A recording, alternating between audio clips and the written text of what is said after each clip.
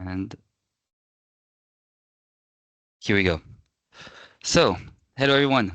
Welcome to this webinar titled Empowering Regions Advancing Just Transition Through Energy Efficiency Education and Citizen Support, organized by the Regio First project as a parallel event to the European Sustainable Energy Week. We will have the chance to have quite an extensive agenda for quite a short event in the end, with fantastic speakers that will provide us insight on how regions can support a just transition within their territories. But before starting and giving the floor to the speakers, I will make a short introduction on our project Regio First.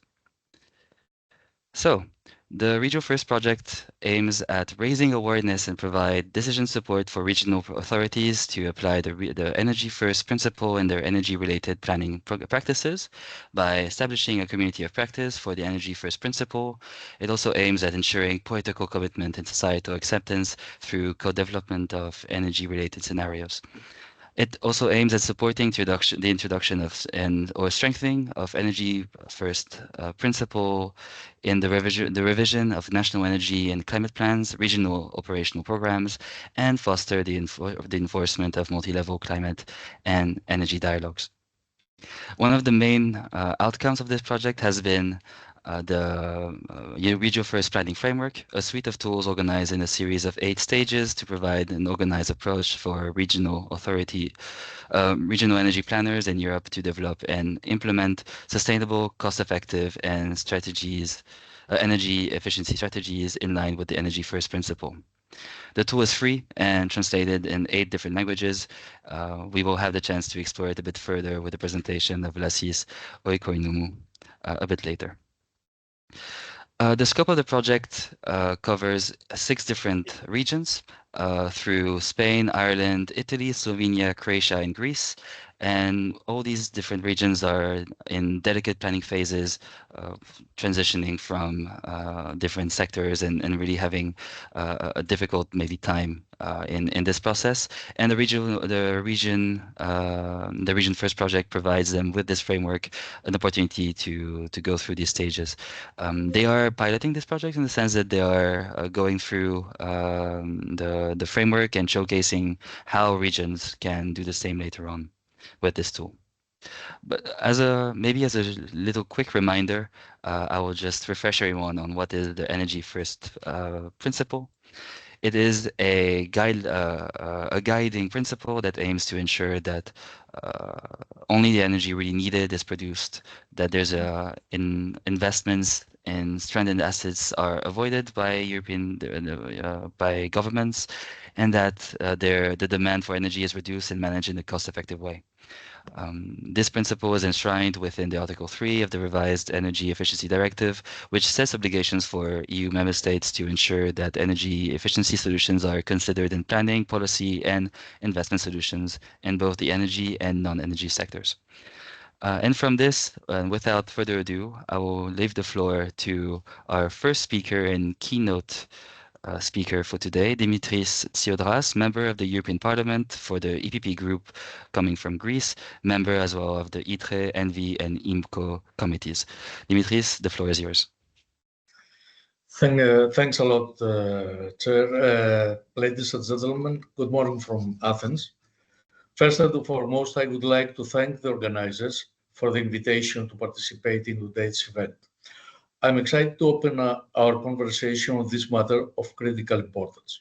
As Europe accelerates its transition to a climate-neutral economy, regions historically dependent on fossil fuels, such as lignite mining communities, face significant economic and social challenges. These challenges are not merely environmental issues. They are about protecting livelihoods, sustaining communities, and ensuring no one is left behind.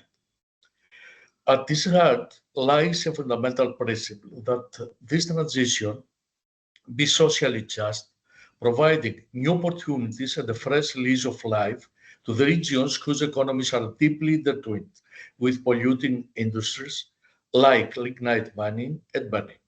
Notably, the EU has set an intermediate target to reduce greenhouse gas emissions by at least 55% by 2030 compared to 1990 levels. To turn this vision into reality, the European Union launched the Just Transition Fund, a key financial instrument dedicated to support carbon-dependent regions as they shift toward sustainability. With a substantial budget of approximately 55 billion euros for the period 2029-2027, the fund is designed to mitigate the employment, economic and social consequences of the transition. It is expected to support more than 90 regions across Europe, where over 1 million workers are directly affected by the move away from fossil fuels. It is not just about infrastructure and investment, it's about people. Its mission is clear: to address the complex employment, economic, social, and environmental impacts these communities face during their transition. The Just Transition Fund ensures that these regions receive the support they need to overcome structural changes and economic disruptions. However, to truly protect the citizens most vulnerable to these changes, the Just Transition Fund must also invest in human capital by providing affected workers with tailored opportunities for upskilling and reskilling. This approach is essential to help them adapt to new jobs and to ensure that employment opportunities grow hand in hand with the transition to sustainability. In parallel, the European Union has launched the Social Climate Fund, which is a pioneer initiative and the first EU instrument explicitly designed to ease the social and economic impacts of the climate transition. With an allocation of nearly 27 billion from 2026 to 2032, it targets vulnerable households and communities affected by energy poverty. It will support energy-saving building renovations, clean heating and cooling systems, and zero-emission transport. The fund aims to benefit over 20 million households and contribute to the renovation of more than 30 million buildings by 2030 under the broader Renovation Wave initiative.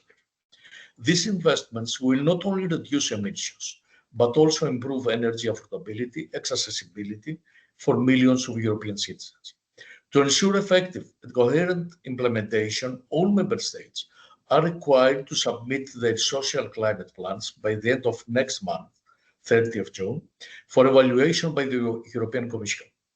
This collective effort ensures that the transition's benefits reach those who need them most, reinforcing Europe's commitment to a just and inclusive climate agenda. Within this comprehensive European framework, the Greek government, you have already made a reference to Greece, has taken bold steps to tailor the just transition to its unique regional context.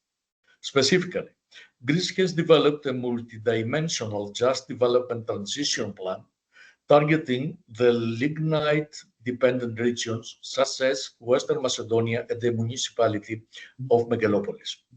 This ambitious plan is designed to create strategic development opportunities that will regenerate local economies, secure existing jobs, and foster the creation of new sustainable and employment opportunities. The Greek government has committed to leveraging over 5 billion euros in combined EU and national resources to ensure a sustainable economic future for these communities. As Prime Minister Kyriakos Mitsotakis recently emphasized during his visit to the city of Kozani, the plan's central goal is the creation of more than 2,500 well-paid jobs to offset employment losses as lignite use is phased out. Nevertheless, this plan is more than just a job creation program. It is a long-term strategic vision to transform Western Macedonia into a center for clean energy, innovation, and sustainable growth, fully aligned with the EU's just transition principles.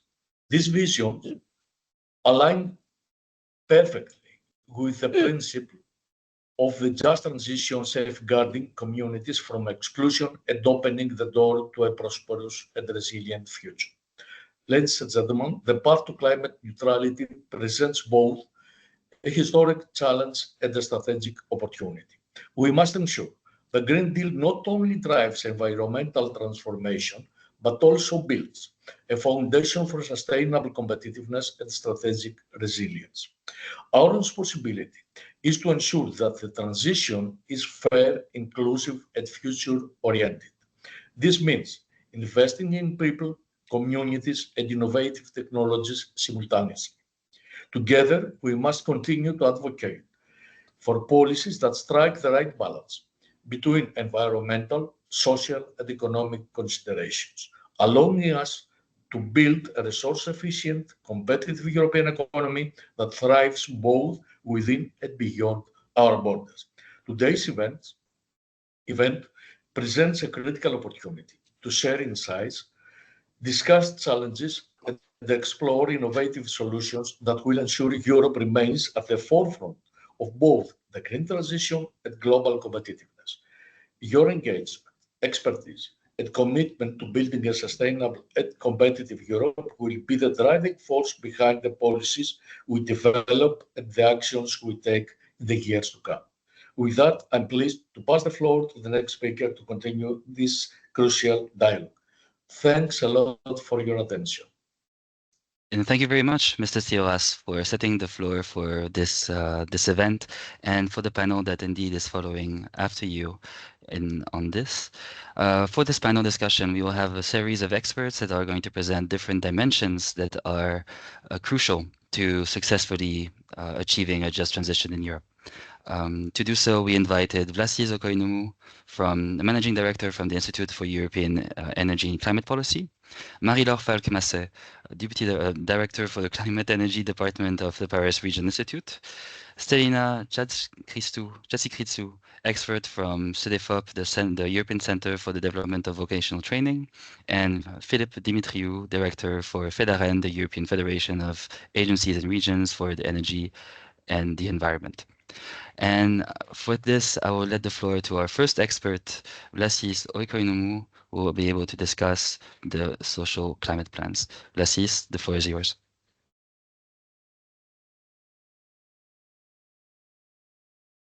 Thank you very much for okay.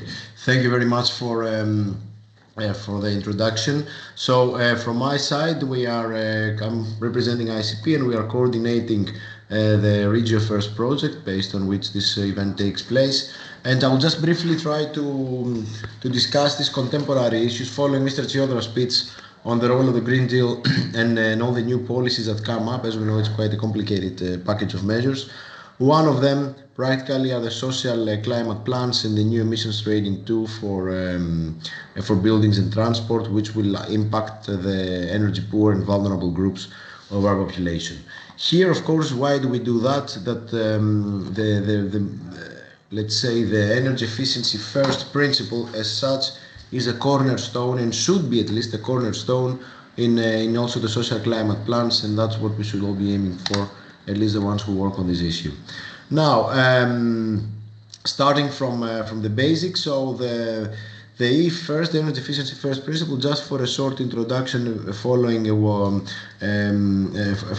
Michael's introduction, is somewhere here in the middle. So on the left side, we have the various aspects of supply side in an energy system that we all face off with the various challenges.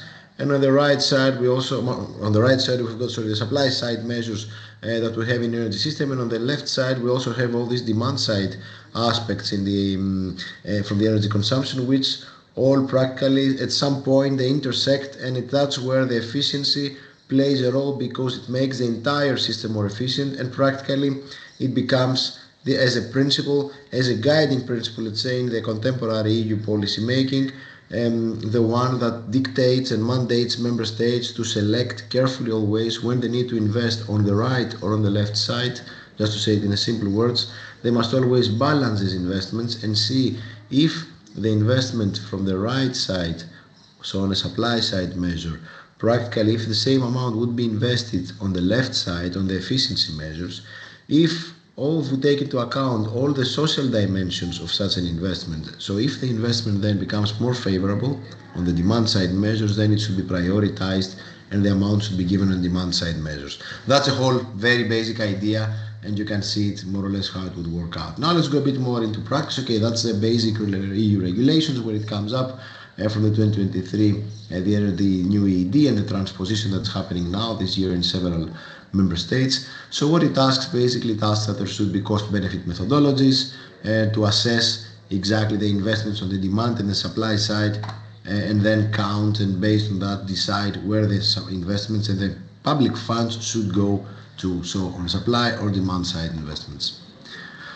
And that's the whole logic, as you can see. The reason why we do this, why we use the cost-benefit analysis and the social cost-benefit analysis, that to some extent we should move away from the pure private interest and rather go to the social interest of such investments, because they all have a lot of distributional effects, labor issues, system reliabilities, flexibility in the system, regulatory compliance, multiple benefits and all that parts, which are important to encompass within a standard, let's say, social cost benefit analysis. Okay, that's more the technical aspects. Now let's go see more the politics behind. The first one is when you have this energy efficiency first principle, you know that the regions do play a very important role in that, and that's the lesson we've seen also from the Regio first, and I think that's more Philip will discuss more on that from the FEDAREN part. That the first thing that the regions can do within this framework is that they coordinate and collaborate, and the regions are the ones who are in the middle, and they can collaborate among municipalities, business and citizens for all these energy efficiency investments. Then there is data and monitoring. The role of regions is quite important for assimilating data, monitor what has happened in the actions, and this is very important also for the social climate plans, as we'll see in a bit, because that's here where the countries will not have the adequate capacity to do that. And the last one is the development of the infrastructures, because regions have a significant influence on infrastructural projects and they have a saying. So when they prioritize energy efficiency actions, they can practically lead by an example.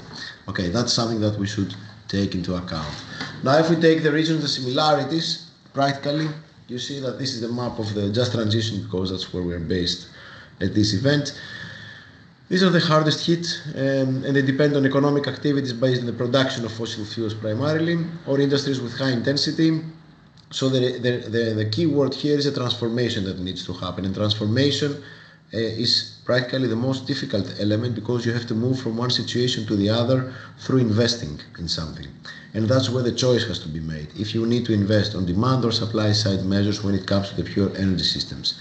Plus, the most important thing is that these regions face negative socioeconomic impacts resulting from the transition, and that's the ones that social climate plans could even come and aggravate them.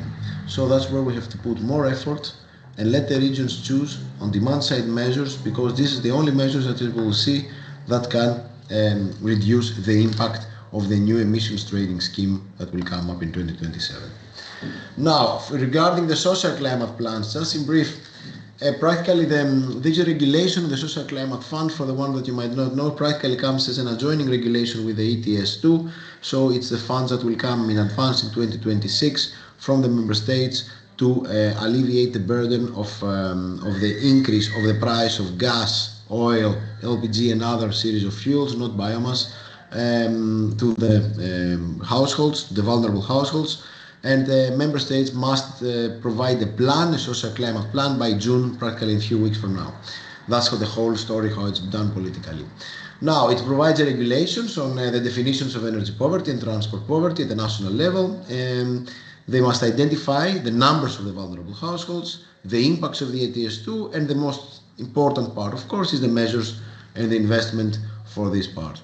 Now, in essence, what we've seen is from, as we work on the TSI for 10 countries for the social climate plan, is that practically there will be limited impacts on households. That's a good scenario that in absolute terms, they are directly correlated with expenditure levels. So it's about maybe below 1% of the total expenditure, often significantly less.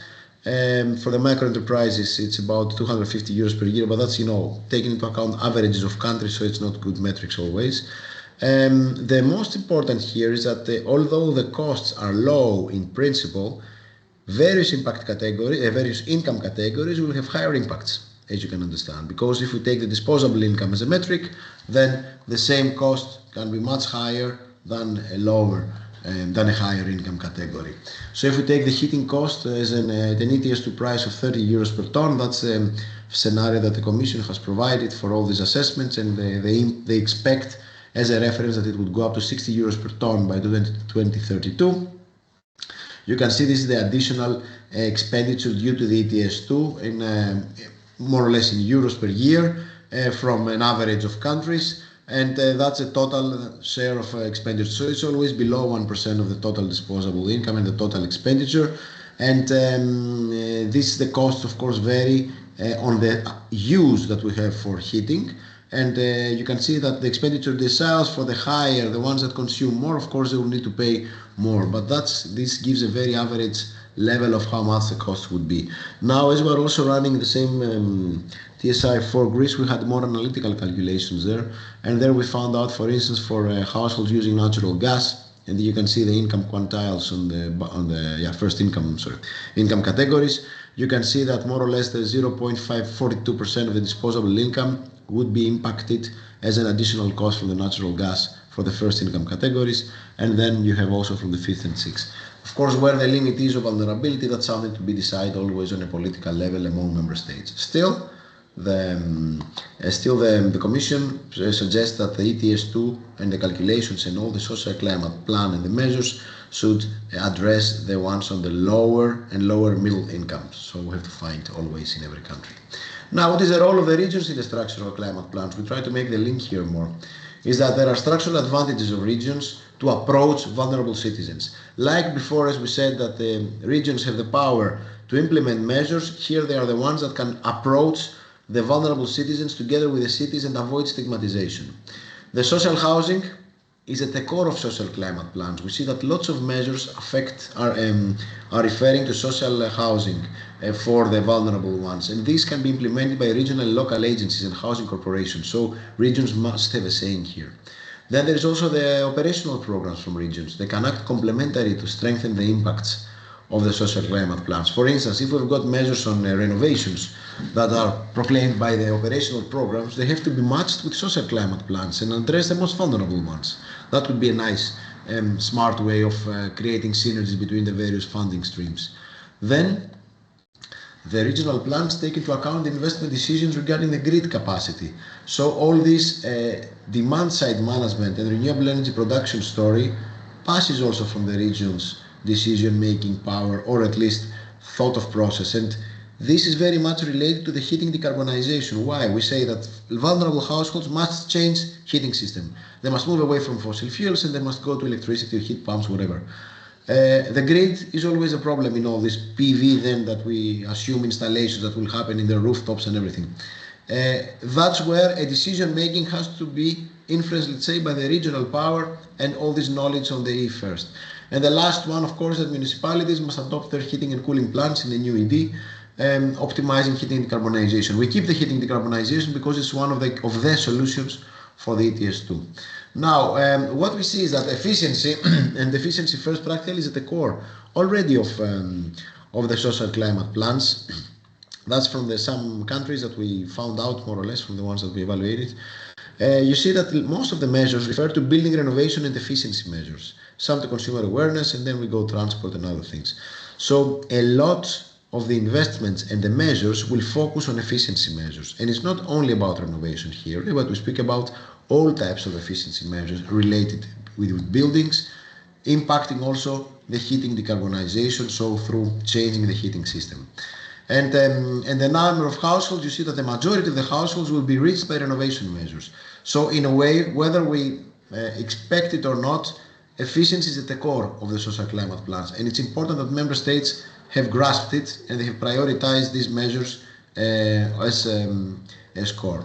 Now, we also did a case study in the framework of Regiost first for the Western Macedonia, where Mr. Childers also mentioned before. So here you can see that the fuel share per household is more or less we go for 36% on heating oil and district heating, etc.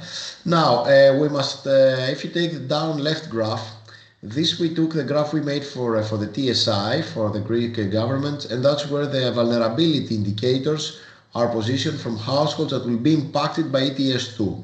And you can see that for the Western Macedonia, for this region, it's about, I think, 10% of the population of the households will be impacted severely by the heating costs from the ETS2. In other regions, of course, it's higher, but that's more of an example to see the metrics and why it's important for us. The region is currently developing also a sustainable energy plan. It will have an integrated energy strategy for the region with NECP and the Just Transition plan. The budget about of 80.1 million, at least that was when the project has started, was allocated to Western Macedonia.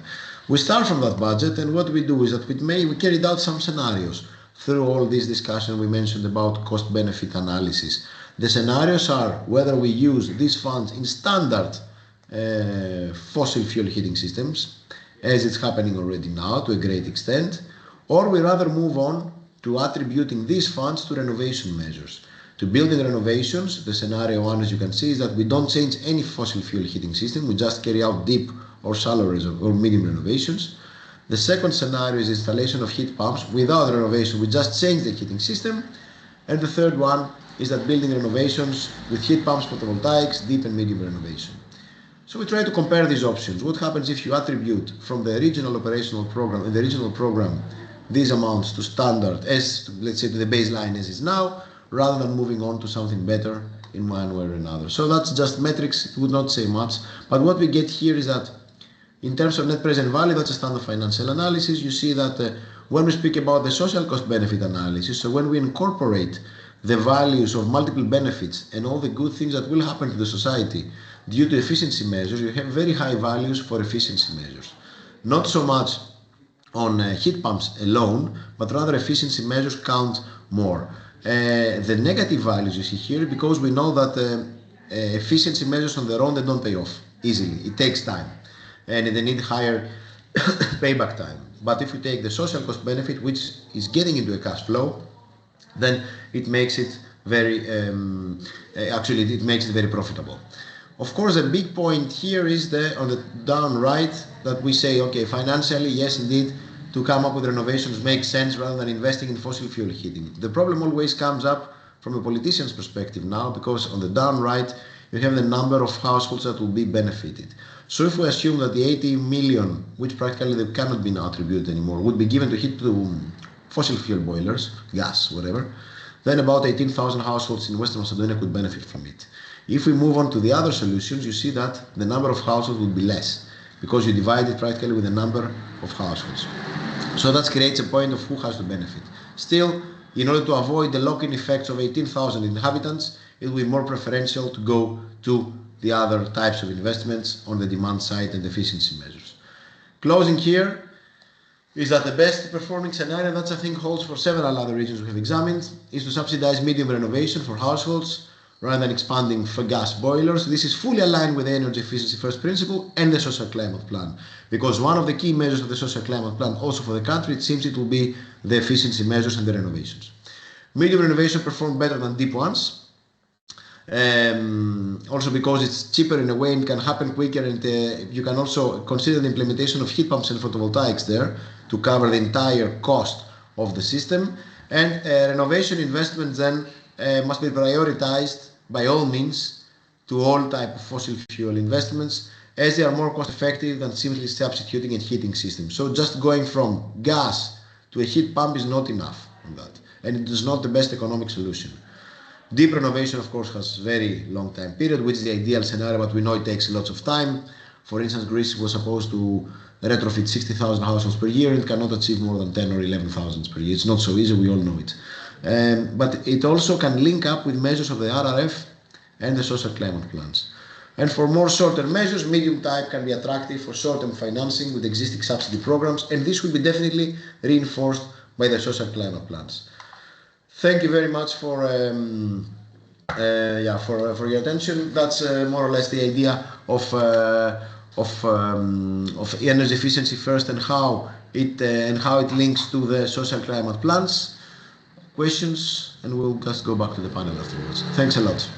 Yeah. Thank you very much, Vasis. Indeed, we will have the chance to even explore further this topic. I will suggest that for the questions, given that we had to unfortunately start with a bit of a delay, to directly put them in the chat, and we will have a section dedicated to answering them bit later on in this webinar. So, following this, I just want to be sure that Marie-Laure Farquemasse, yes, is able to jump right in after us, after Vlasis, to discuss the point of energy efficiency in sufficiency, sorry, in the link with a just transition. Marie-Laure, I will do the presentation and you can take the floor. Thank you, Michael.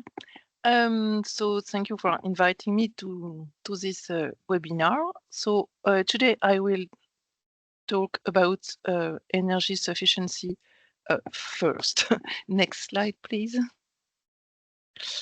So energy sufficiency is a concept and a wording poorly understood, even if it's more and more enters European programs and projects. But even if it's not, there is no common definition, the Negawatt Institute in France has shared and spread energy sufficiency for many years as the first pillar of energy transition besides efficiency and renewables. So there is no common definition, even if IPCC introduced it in its works in 2023. How can we define it? As the decrease of energy consumption, but also resource consumption like water or raw materials, through voluntary and organized change in behavior, lifestyle, and collective organization. So this is different from energy efficiency, which aims also at reducing the amount of energy required to satisfy needs, but it concerns technology like insulation, efficient energy heating system, and so on. Next slide, please. Energy sufficiency, it's the basis is it raises the question of needs. As you know, we are in an era of overconsumption, and this overconsumption leads to many negative effects like growing inequalities between north and south, but also in our society with problem of fuel poverty. It has also negative effects on planet boundaries, climate change, and leads also to the collapse of biodiversity. So energy sufficiency is the answer to decrease overconsumption and reduce inequality by collectively consuming less and parallel to this, distributing better. Next slide, please. So as an example, when I say sufficiency first, maybe we could say sufficiency and efficiency first. Some example in the building sector provided by the Negawatt Association. So example of sufficiency are the stabilizations of the number of persons per housing, to build fewer single-family detached house, reduce also the surface built every year, downsizing the energy-using appliances, and parallel to this, you have also to develop efficiency. This is the same importance, and you have examples, it's the retrofitting, new material, most efficient heating systems by example. Next slide, please. Another sector also, and here I will talk only about sufficiency. In this overconsumption era, we have to rethink consumers' freedom, and also, and by the way, our dependence on cars and also planes, by creating in the organization of space or of our activities the conditions to moderate our consumption. So by example, we have to combating urban sprawl by several means, as an example, dezoning the cities, which is supposed to reduce the distances, decrease the numbers of travels. And you have a lot of cities in Europe that are developing projects called 15-minute cities or 20-minute cities. It depends. The concept is to have your activities, health, shops, and everywhere that can be that you can go within 15 or 20 minutes by foot or by bicycle.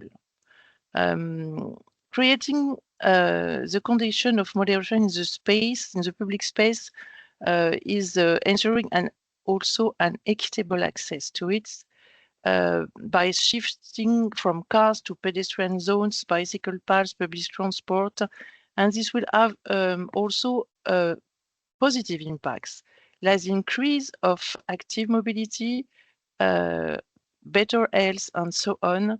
And it's supposed to develop more and more local or regional bicycle paths, by example. Another means is also to increase carpooling and car sharing proposals, and also to develop light intermediate vehicles or microcar instead of SUV. Next, please. So, this just transition and sufficiency suppose to develop consumers' education, to raise awareness of the opportunity for emancipation of overconsumption, that energy and energy sufficiency. We have to underline the major role of local and regional authorities, which can put in place communication, trainings, pedagogical apartments, and so targeted to public general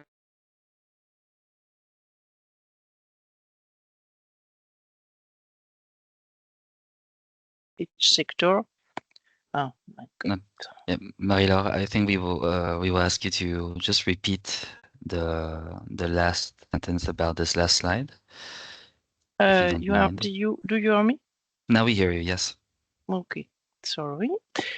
I was talking about the major role of local and regional authorities, which can put in place a lot of actions targeted to several targets like public, general public, but also businesses, agriculture, industry, and so on, with the means by the means of communication, trainings, advertisements, pedagogical apartments, and so on, capacity building, whatever.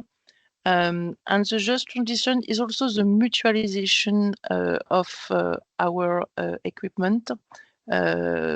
As example, you can develop participatory housing, repair cafe, heating and cooling networks. Heating and cooling networks is the mutualization of heating. In the mobility sector, you have also development of public transport, car sharing, carpooling, as I said before, solidarity, economy, garage. A lot of solidarity measures also. And you can also develop at work the third places for co-working, by example. And the sharing city is also a concept very interesting coming from Korea, in Seoul. The mayor, I think it was 10 years ago, developed applications for the citizens, and they can propose to share apartment, to share a lot of things between them.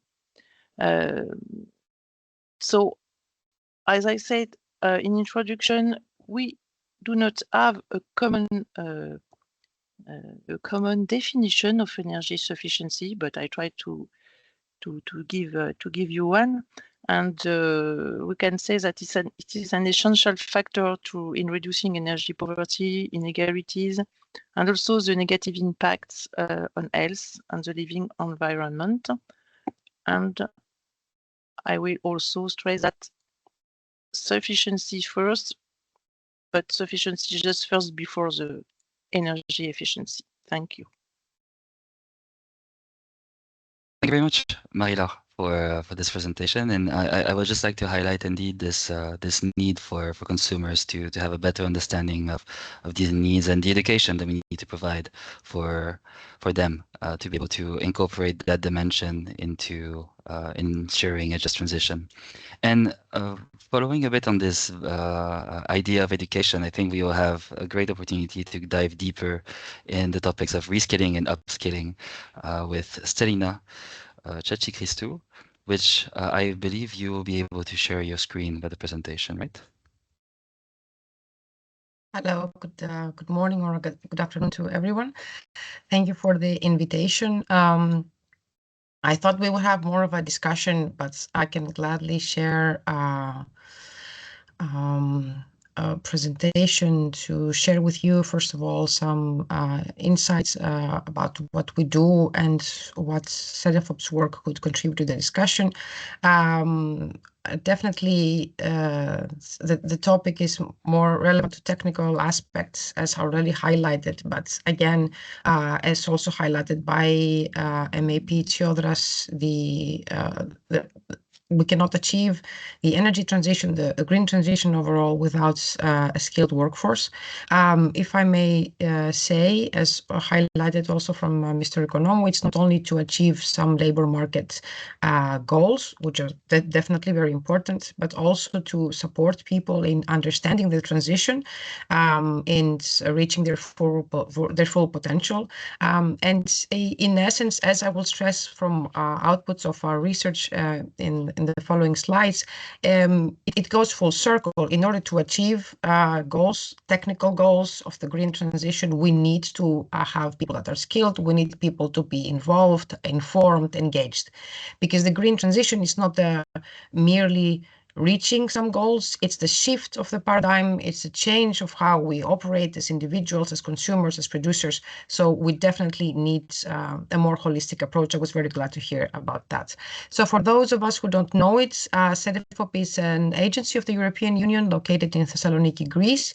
And our mandate is to support the European Commission and stakeholders in member states in identifying the vocational education and training policies that fit for the goals, not only for transitions, but in general for the benefits of the EU citizens. In order to do so, we work on an array of topics from qualifications, learning outcomes, teachers and trainers, validation of non-formal, informal learning, employment aspects more relevant to skills and the labor markets, etc.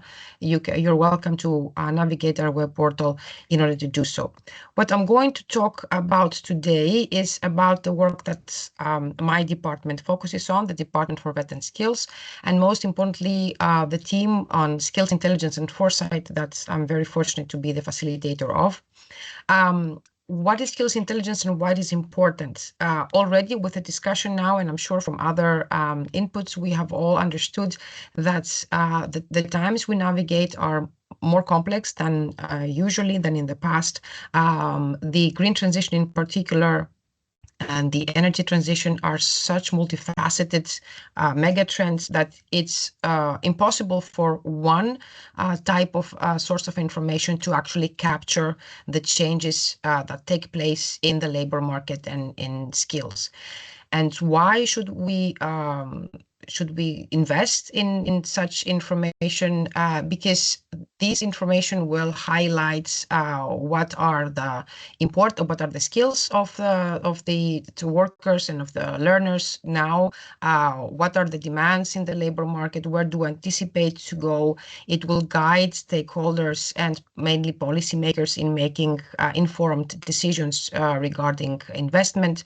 And the information goes beyond training and education policies. It also, of course, has spillovers in policies relevant more to employment, to migration, to environmental policies, and so forth.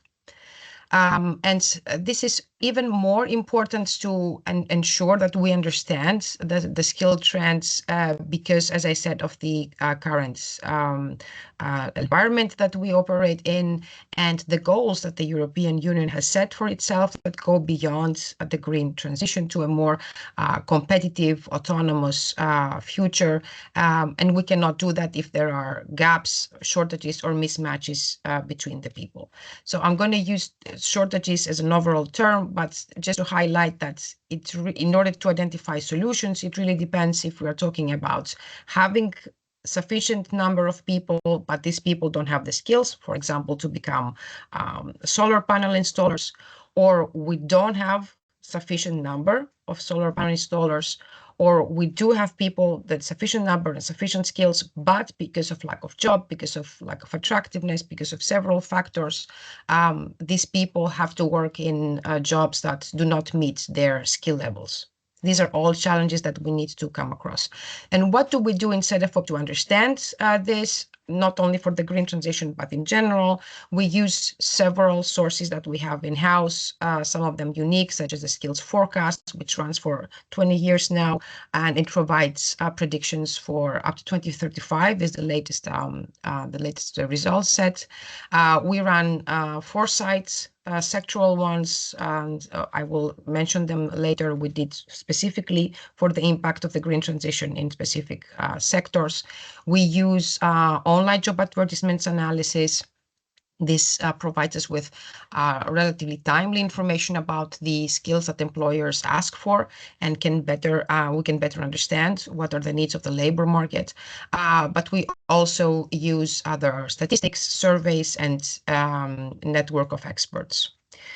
So very briefly, what this gives us, and some results, of course, are for the national level, but definitely they can be drilled down to the regional, even the local level. We've worked on cities as well. So we see overall that there is a trend, continuous trends. In the forecast model that we use, skilled means level of qualifications. I will say, based on other research as well, but it's not only the level of qualifications per se, but the level of skills desired. So we see more and more, and now here the forecast also provides some shares about the staggering difference between the expected job openings that will concern highly qualified people versus those that medium or even low, where we can even expect a decrease. This is an overall signal that, in my view, stakeholders and policymakers should keep into consideration.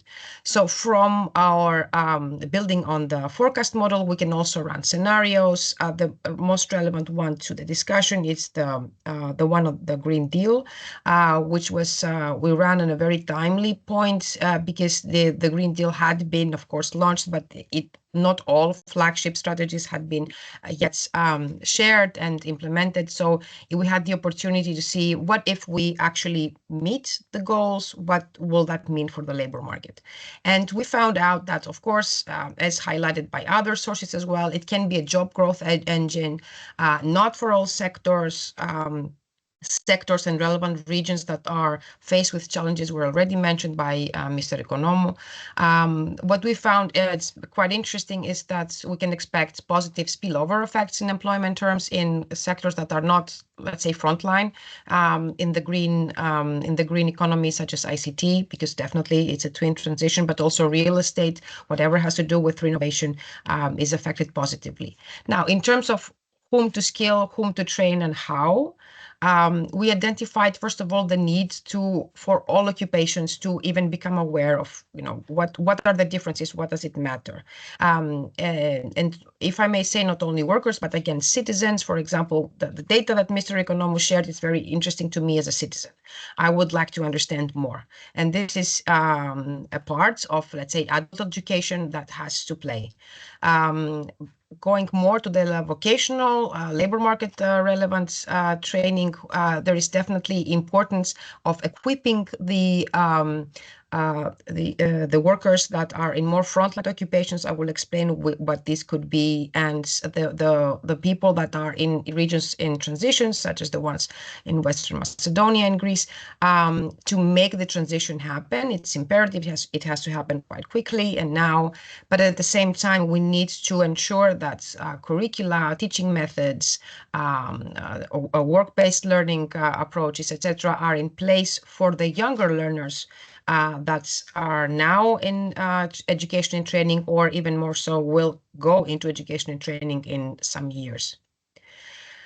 I mentioned frontline green jobs. I think this is relevant to all countries and also regions from other discussions I had with regional stakeholders. It is important for decision making, in our view, to stress that there are the so-called green occupations that are more, let's say, frontline green jobs. As you can see, I have some examples here. Many of them are very much relevant to energy, and there are the occupations that are very much linked to technology, green technology, because the green transition is a transition that is definitely triggered by technological developments. But at the same time, it is important to stress that there are occupations that are very much important at the local level, at the company level, and they're the people that help others make the change. For example, management, HR managers, community engagement experts, trainers, and definitely all the profiles that are linked to digitalization, because again, we saw very clear the link between the green transition and the digital transition. And this information has stemmed from 4 sites we run on waste management, agri-food and circular economy sectors, and at the level of cities, in order to explore which are the jobs and skills important for European cities to become smarter and greener. And in that case, we also took information about the regional level. Here I have some examples. I will share my presentation, and happy that you see, just to highlight that it's not only one type of occupation, one group of occupations that matter. It can be a quite different profiles that experts in specific sectors and in cities have identified as important for the green transition. Another important aspect that we have identified from our data, which are freely available and for everyone to use, and they're available also at regional level, as I will display, is the level of greenness. Growingly, we got wiser, if I may say, and we understood that the dichotomy between brown and green occupations may not always hold, if I may say, it does. So there is this level of greenness that has been identified, and also green pervasiveness. I leave the technical terms for those that would like to explore, and then happy to reply to clarifications via email. So, for example, a financial analyst, which was literally nothing to do with the green transition, especially we see them in very recently. I was reading case studies about, let's say, companies in renewable energies where they increasingly ask for financial analysts that have some specific knowledge and experience in green transition relevant matters, especially regulation. So when analyzing all the advertisements, we see, for example, in Netherlands, an impressive increase in the share of advertisements, job openings that ask for financial analysts with relevant to green skills. So this is another important topic to keep into consideration when deciding whom to train and how. This is just information from our online job advertisements web platform. Here is the analysis we have by region. I was very happy to hear more than once about the importance of data and monitoring. We couldn't agree more, but at the regional level specifically, there are challenges because as anyone that has tried to do regional level analysis, not the same types of data are being collected by regions to facilitate cross comparative analysis, and sometimes there's different methodologies, even in regions that in different countries where they are very close to the borders. And actually, DG Regio of the European Commission has very recently completed a study on these on some areas in the European Union where the regions are close to borders and they share workers and try to explore what data is there and what potential is there in order to minimize shortages in these particular areas. Nonetheless, in CEDEFOP, we have a line of work regarding the regions. We are developing it now, and the online job advertisements at the regional level already provide us with very valuable information about the skills necessary and the jobs.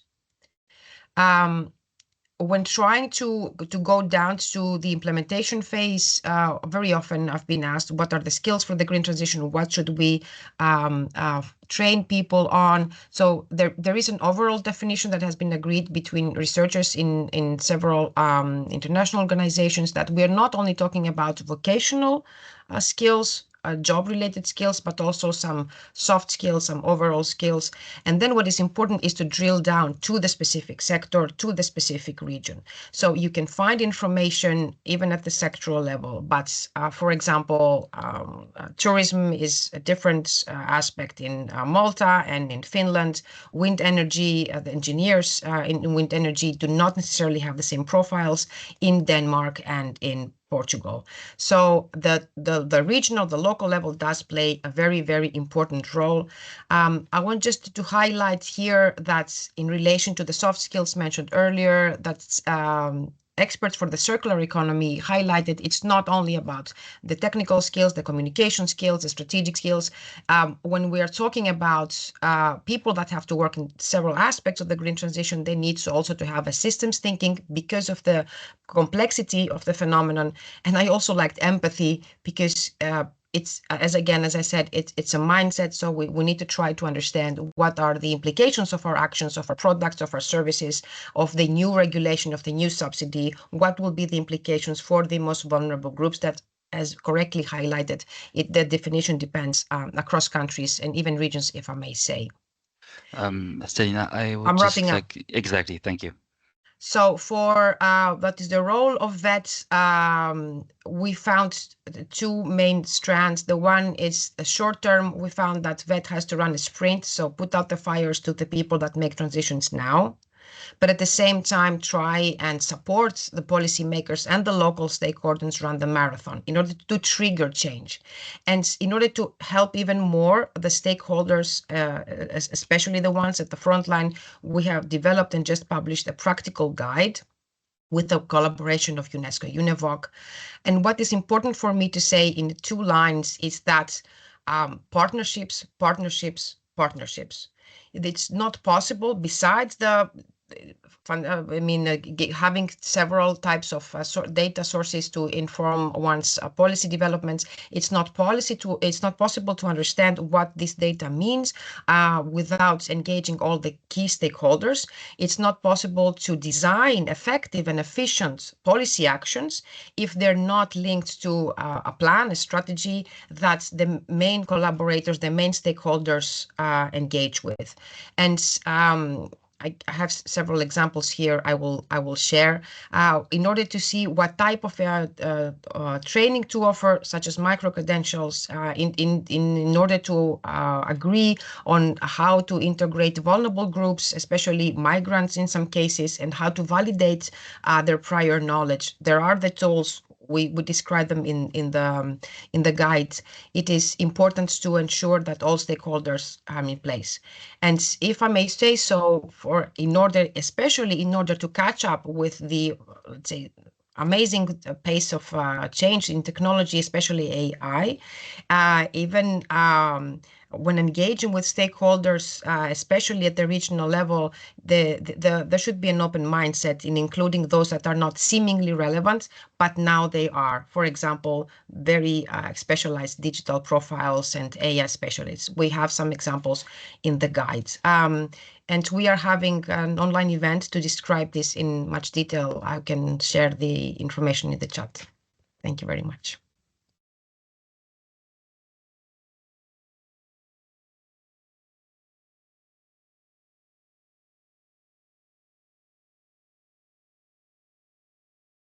Is this working? I can. Yes, awesome. Thank you very much. And thank you very much for presenting the excellent work you're doing at CivPub. I think having the chance to highlight a bit what is needed, not only from the people perspective for the green transition, but also from the governance perspective is very, very interesting for this conversation. We will normally still have time for a discussion aspect. I'm sorry if there was a confusion in this regard, Serena.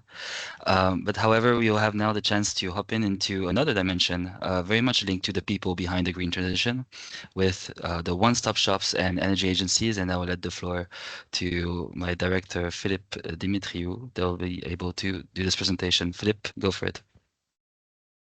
Thank you very much, Mikael. Just making sure everybody can hear me. Excellent. Thank you very much to the Regiost project for inviting me, and to all the fellow panelists as well for their valuable insights which they have shared.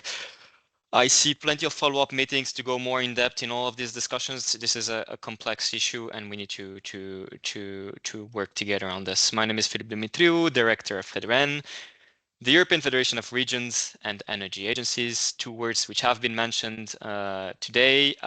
Now, at this point, we understand that just transition regions face aging building stock with poor energy performance, high rates of energy poverty, limited local capacity to perform the energy renovation.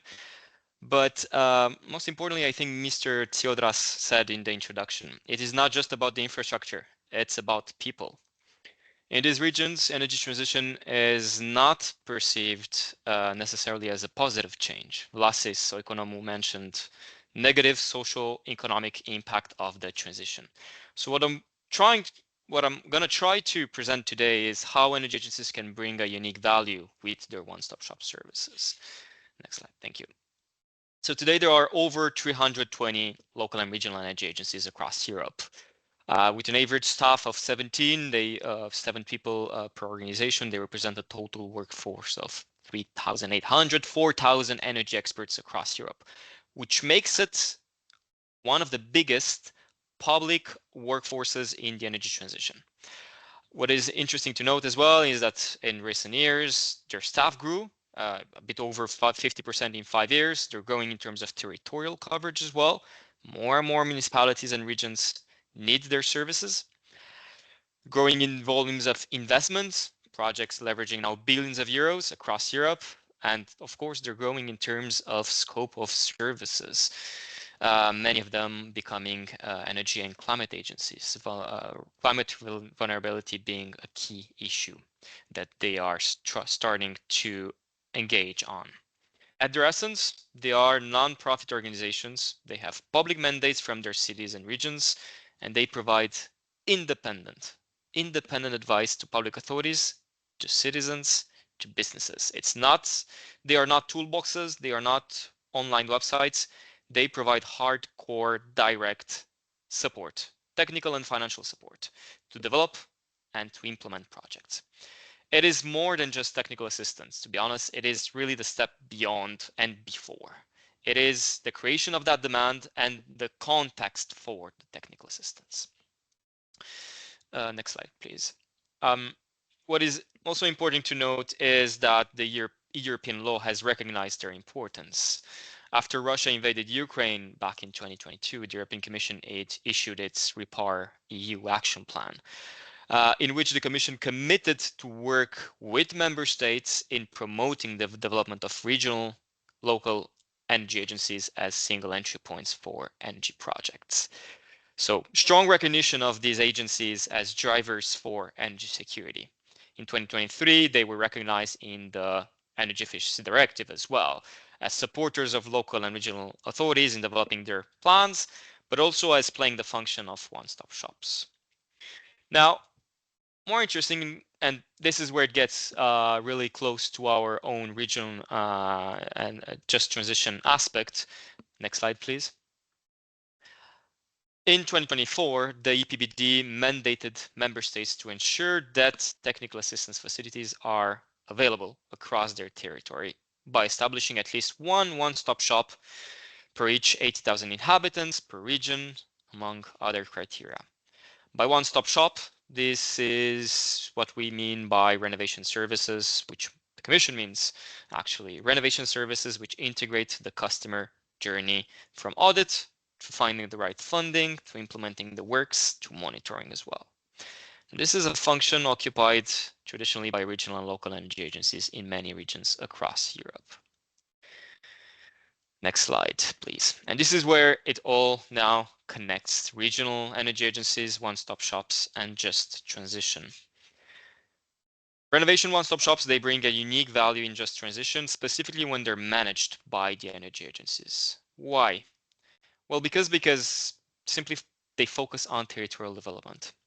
Energy agencies make use of comprehensive data sets, which they gather through their energy and climate observatories. So when it comes to vulnerable groups, this allows them to look at multiple vulnerability parameters, which includes households, of course, the ones related to households, meaning habitability, accessibility, energy efficiency, building on population density.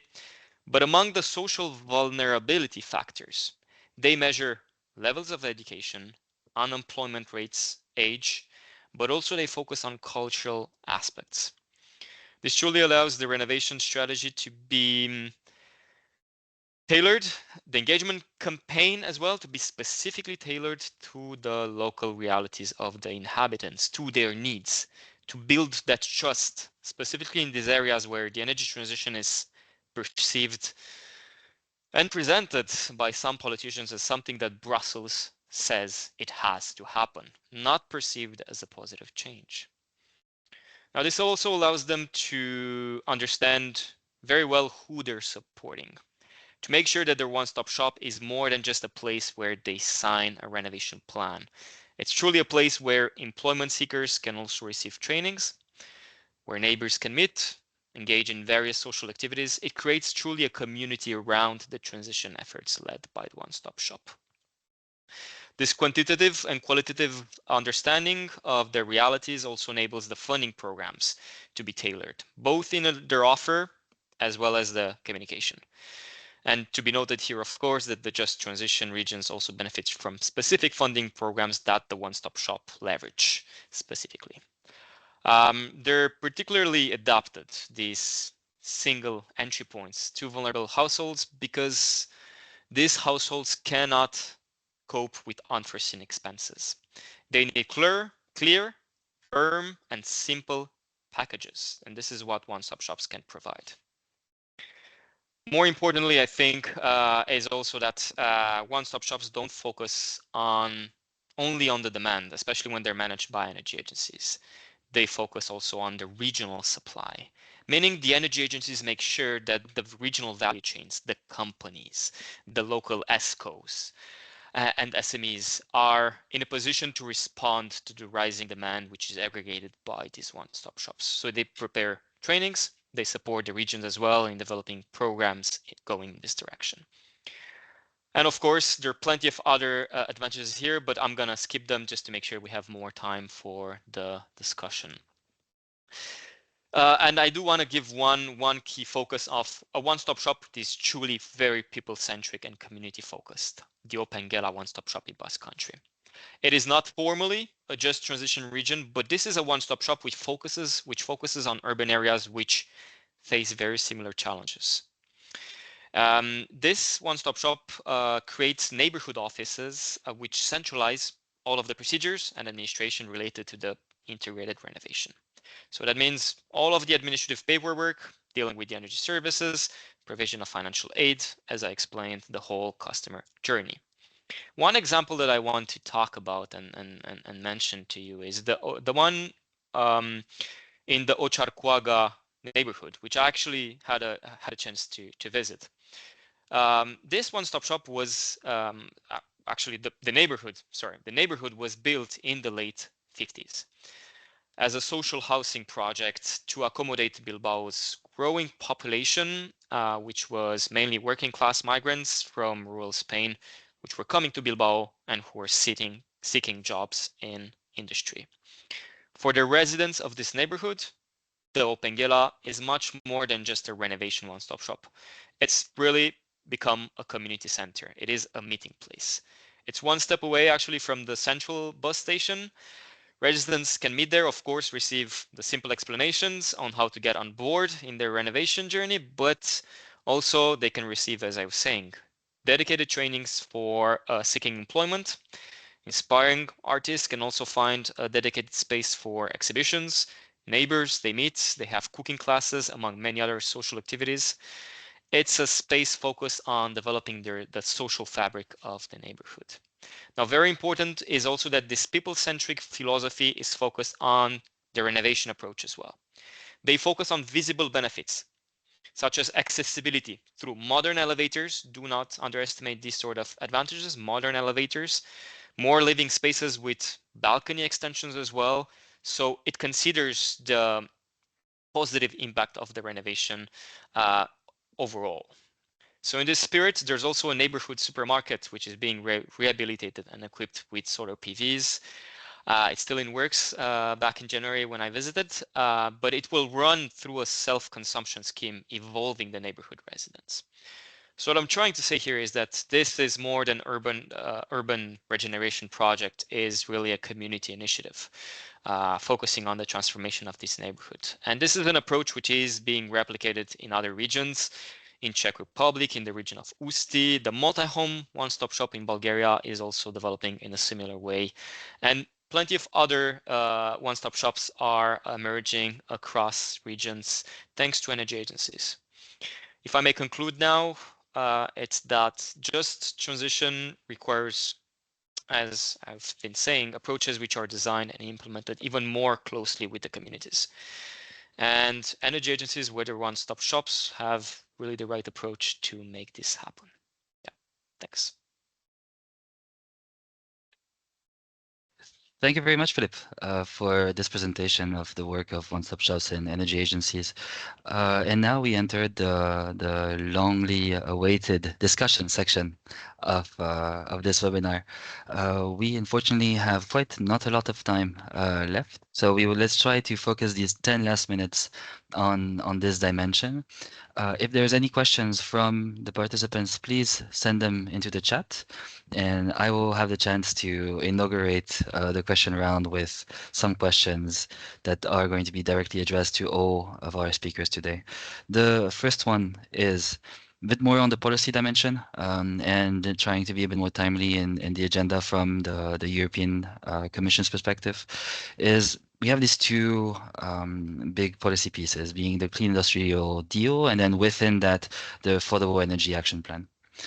How, from your perspective and from the different points of views that we're presenting today, can it really incorporate just transition and energy efficiency principles to ensure that Europe not only remains competitive, but also keeps this social and green dimension into the work? So maybe a bit of a bigger, high-level question. I don't know which one of our speakers would like to intervene first. I see that Marie-Laure is back, which is very good. Be careful, because otherwise I'll be the one choosing. Oh, okay, no problem. We have some problems with electricity here in the Paris region today. Oh, sorry. But it's not a blackout, just I don't know what. Sorry to hear that. In that case, I will point the finger at Philip Dimitriou, maybe to provide a first insight towards how the SEED and Affordable Energy Action Plan can really incorporate these principles. Thank you. Absolutely. I didn't want to steal your slot, Marie-Laure, but maybe you can come in and complement if your connection remains good. So. Yeah, the Clean Industrial Deal and the Affordable Energy Action Plans. I think we need to remember that the Green Deal and the Fit for 55 brought historic density of legislation and of targets, which now need to be implemented. This new phase we're in right now needs to focus specifically on that implementation, and to a large extent it does. It focuses on competitiveness elements. It brings in that economic narrative which we needed so much to embed as well the energy transition in our economic model and growth mindset.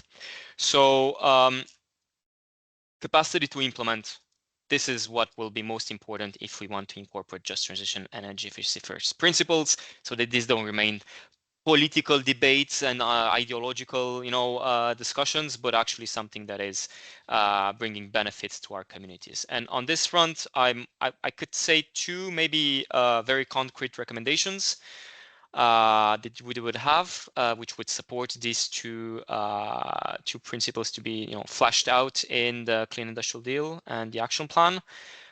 Technical assistance, and something that hasn't been mentioned maybe when we talk about leaving no one behind, focus on small municipalities as well.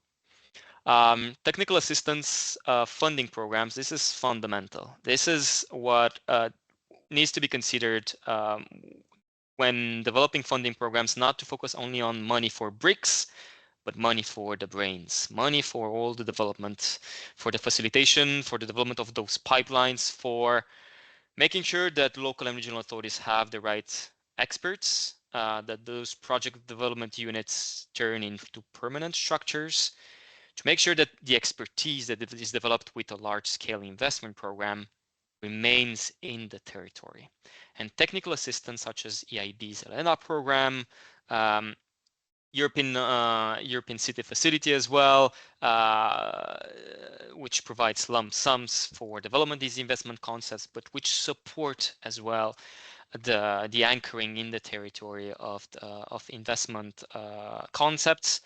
These need to be scaled up and replicated, and also be replicated and transposed at the national level, because the European Commission is doing its best to promote these tools which work for local and regional authorities and their agencies, but these need to be taken up. And we should avoid, by all means, centralized technical assistance, because that is one aspect that is limiting a lot. And FEDEREN and many energy agencies and other European networks are ready to provide more support on how these funding programs. Why am I raising this? Is because in 1 month from now, the European Commission will issue the new regulation on the next multi-annual financial framework.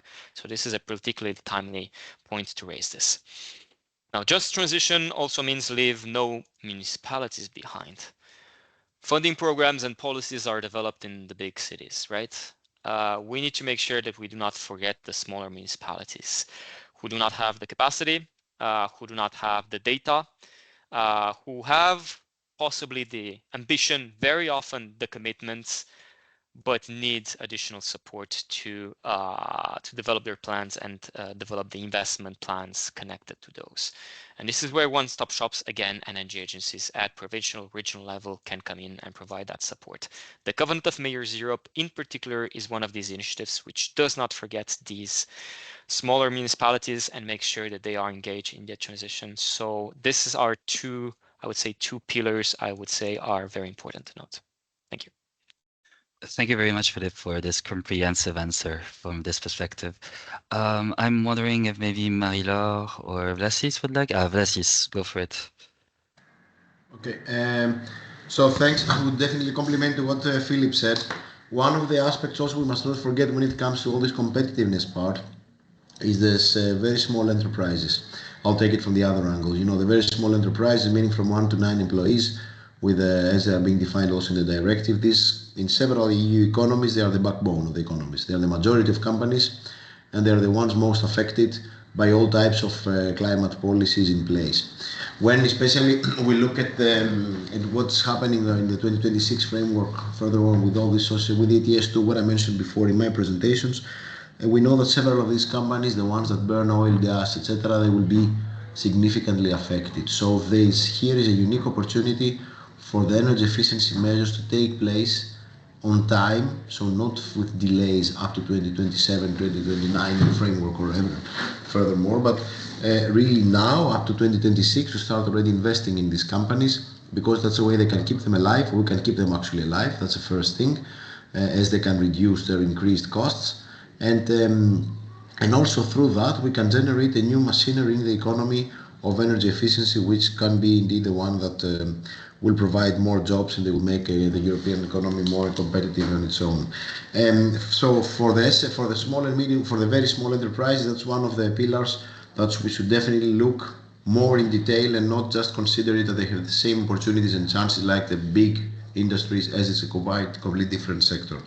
Now, going to also complementing to Philip, the second point is with the role of the regions and cities. Indeed, I fully agree on that, and we see that they should be the ones driving the entire change when it comes actually to all these new climate policies that will happen in place, that will take place. For instance, in the one-stop shop that Philip mentioned is a fantastic opportunity. We see it practically in several of these social climate plans that will be out in the coming months, or they're being considered at least as options. And we know that this is where the region can play an important role, because they're the ones who can come close to the citizens together with the cities. They can discuss with them, they can see what the vulnerabilities are, how they can overcome them. And the important element here is that getting in contact with the citizens who are vulnerable, because they're determined as vulnerable and energy poor, of course, they're the ones who can monitor if all these measures that will take place in the next years, they have an impact or not. So far, we just check national statistics to say that, okay, that energy poverty reduced at 5%, 3%, 2%, or increased, whatever in countries. But in very few cases, next, of course, there are initiatives, but generally it's a very few cases that we go and check that on the local level to see if really the people that have received support on efficiency measures, on renovations, whatever, have they gotten out of poverty or in reality, or have they gotten out of vulnerability? This is one of the most important KPIs that will happen in this social climate fund. And so far, I must admit that several countries are still considering how to do that on a top-down level, while I would insist that bottom-up level would work out much better here, and I speak about regions and cities. Furthermore, and maybe my final point here is that as the whole, this transformation will happen from all members of society, nobody should be left behind, and that's a motto we all use. Other angles that other stakeholders that we must definitely include in all these transitions are chambers and local chambers of commerce, local chambers of enterprises, who are the ones who can, first of all, maybe act as informal or formal one-stop shops, doesn't mind the term we're going to use, so that they're ones who can come back to the small companies who don't have any idea or no accessibility to any funding or no program, and educate them, teach them how they can invest in efficiency measures, how they can prioritize efficiency in their organizations to keep them alive and carry out the change. And of course, they can also act as the ones who can facilitate all the financing flows from state programs, from social climate plans, whatever type of programs, operational programs, to them, and help them develop and carry out these investments. So I would say that all members of the society, from regions, from the local authority to regional local authorities, but also the chambers, should be on an equal level, playing an important role in all this transformational change that's happening, at least for the framework of 2032, based on this social climate fund. Thank you. Thank you very much, Vassis, for your answer to this.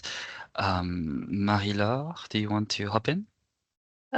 Yes, just to add a few sentences to this. I agree with Vassis and Philippe. Sure. Would like to trace as the region as a great role to embed all the municipalities and also the little one.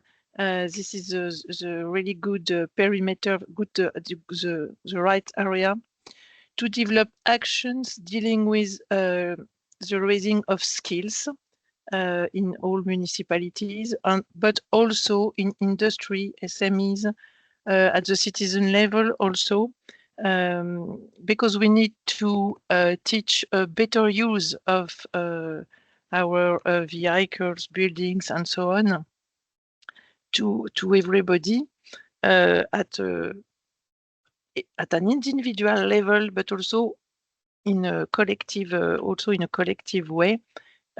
Just as an example, in France and in the Paris region, we make a lot of energy property master plan, land use master plan, and so on, to develop public transport, to also develop a better use of buildings, also of non-occupied buildings, also maybe. Voilà. So we need to have this. It's interesting to have this regional level. We can get embedded everybody, citizens, little and the big cities, because as you know, we have Paris in the Paris region, but we have also a little village, and everybody has to be included in the just transition. Thank you very much, Marie-Laure. Stelina, I'm afraid that we might be a bit stuck into this general question, and we will not be able to go more tailored and towards the skill dimension. I'm wondering if you would still like to intervene from this question, or?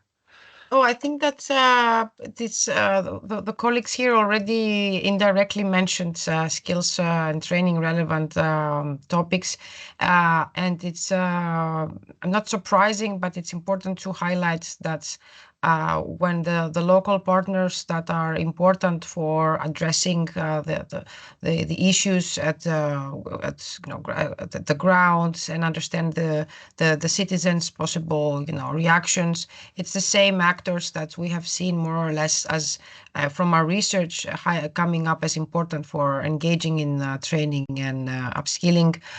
Definitely at the local level, there are great examples in the EU about local chambers of commerce, sectoral organizations, occupational organizations that also can support the aspect of data and monitoring that was raised earlier. For example, France, if I may say, that has been a pioneer in green skills anticipation with a dedicated organization under the Ministry of Labor, the Observatory on EMEV. There are regional observatories that collect the data and send them to Paris, and not the other way around, as in some countries where regional green data do not really exist in many countries. So what happened in France, and I think they were the pioneers, is that it's the regional organization that brings together the key regional actors, has the data, reports on what's going on, understands the micro enterprises, which I fully agree. I cannot agree more, especially in sectors like construction. It's truly important that both the implementation of the policies, but also at the more, let's say, technical side, but also at the skills and training level, have to engage with the local level and empower the local level. Super. Thank you very much for your intervention. Unfortunately, we did run out quite a bit out of time, mostly because of technical issues at the very start of this webinar. I will just ask then my dear colleague Natalia Boemi to take the floor and to wrap up with some words to conclude. Okay, thank you very much. Thank you very much all the speakers and all the participants for being here with us today, and thank you very much all the speakers for your really important insights. So the just transition, so the climate plans, the skills aspect, how the regions can be involved even more about the one-stop shops, and of course, thank you very much, Marie-Laure, for the sufficiency definition and how sufficiency is being included in the just transition. It's always fascinates me, so thank you. So I would just I would be really brief, and I would say that all of you really came to the same conclusions by saying that we have to approach the issue of just transition not from a top-down approach, but from a bottom-up approach. So probably we have to engage even more the citizens, we have to engage even more the cities. And when it comes to small cities, when it comes to small communities, when it comes even to small enterprises, these are the ones that will be much more effective in any kind of terms, especially in the transition, energy transition process. So these are the people that should be educated even more, even though, as Ms. Stelina presented, that we do need more skilled persons instead of people that they are low skilled. So, you know, there is a contradiction in that, but I think that in any kind of what we do need is skills intelligence. So apart from qualified jobs that might be that useful in small enterprises or in small cities. So we do need, you know, the technological and innovation aspects, and in order to be more efficient and more sufficient in any kind of terms. So since we don't have any more time, and even though we are 5 minutes more, I would just conclude here. And I would like just to say one word that I really liked. It's habitability. So we should focus on that, and we should focus on sustainability for habitability. Thank you very much. And on these words, I would like to thank indeed all the speakers for joining us today, and you, the participants, for participating in this debate. I think it's very much something that is up in the actuality, and we still need to find the right ways to bring the just transition to Europeans all across the continent. So thank you very much, and we will keep you posted on further tools. I would just like to invite you to explore the different tools provided by the Regio First project, the Regio First planning framework that we presented earlier, and every other dimension provided by the project shared on the website Regio First that we will be able to share in the follow-up email. So thank you very much, everyone. Have a great day, and until next time. Thank you. You too. Bye-bye. Thank you, everyone.